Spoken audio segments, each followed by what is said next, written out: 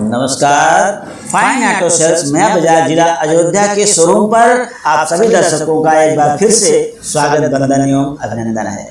मेरे पास बहुत सारे फ़ोन कॉल्स आते रहते हैं, कभी गोंडा से, बहराइच से, बस्ती से, चिरी लखीमपुर से, मऊ से, बलिया से, आजमगढ़ से और इधर सीतापुर से, एमपी से, यहाँ तक कि राजस्थान से भी फ़ोन कॉल्स आते हैं और वो पूछते हैं कि सर जी मुझे इलेक्ट्रिक स्कूटर लेनी है, लूँ तो कौन सी वाली लूँ।